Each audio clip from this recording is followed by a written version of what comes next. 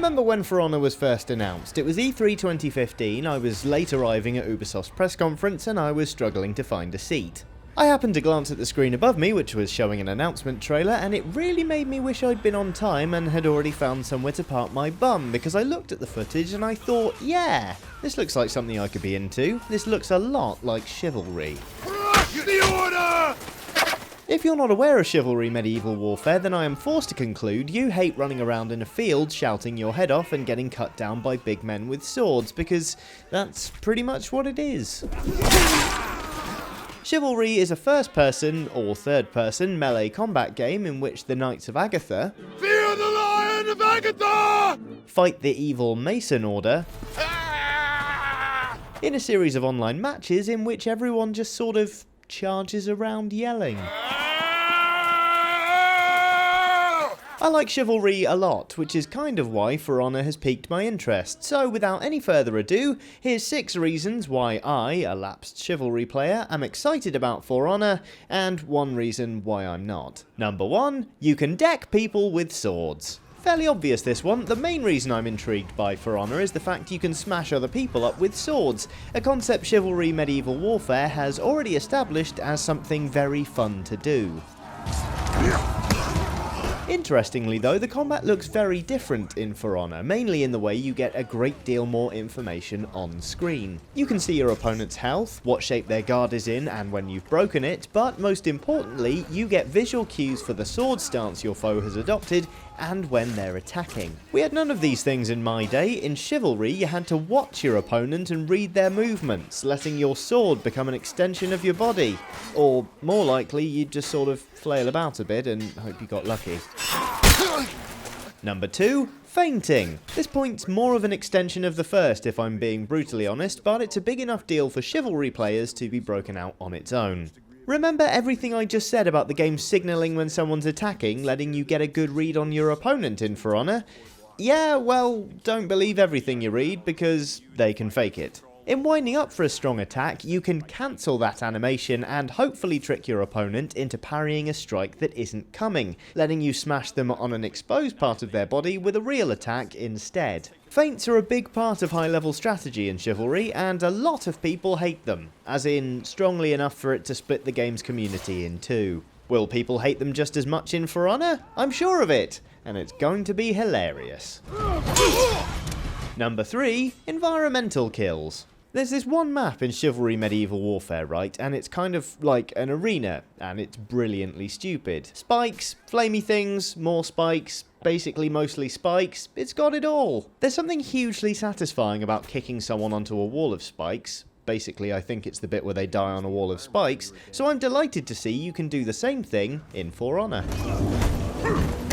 Number 4, there's a campaign. Somehow we've reached point 4 on this list without me even mentioning the fact For Honor pits Vikings against Samurai against Chivalric Knights, which frankly makes very little sense but looks like an awful lot of fun. Even better, and something Chivalry definitely doesn't have, is a fully fledged campaign, letting you take part in big battles without having to find enough people to play with online.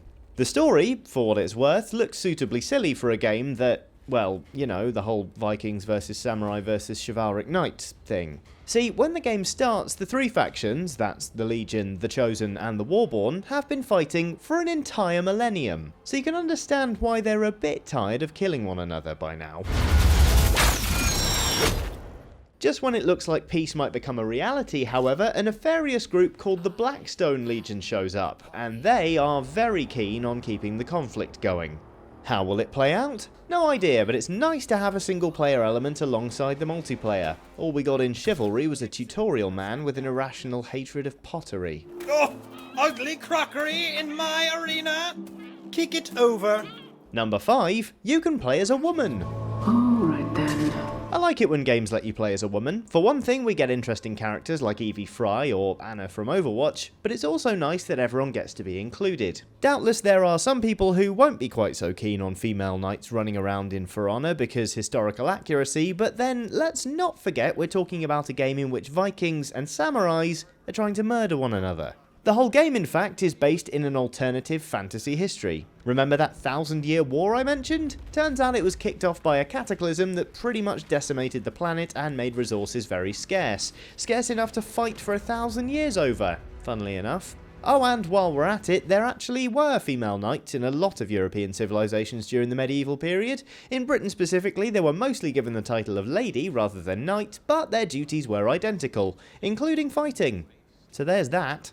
Number 6. Ooh, abilities. So, in Chivalry you had different classes and different loadouts, and they were really your only way of switching up the gameplay. Being a knight let you deal more damage at the expense of speed, being a man-at-arms let you carry firebombs, and playing as an archer let you know what it's like to have an entire room full of people call you a dickhead.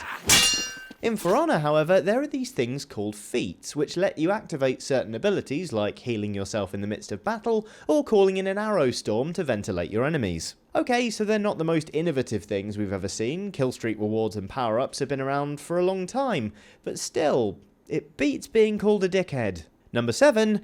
Hang on a minute, where's all the shouting? So, yeah, there's one reason I'm not excited about For Honor, and that's the distinct and frankly worrying lack of a bellow needlessly button. If you throw enough of them, maybe one of them will actually hit me! The main reason Chivalry is so much fun to play is all the other players scream at one another, all the time. In fact, if someone's not screaming, they can't be trusted, and you should kill them. Go ahead, friendly fire is on. Your sword looks a little short, you know what I mean?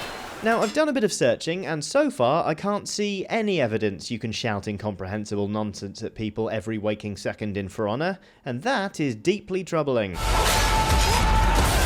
On balance though, For Honor looks pretty good, and as soon as my change.org petition to add a scream button into the game is accepted, I'm sure it'll rocket to the top of my most wanted list. While we wait though, you might want to check out one of our other videos, or maybe even subscribe. If not, fair enough, but thanks for watching anyway.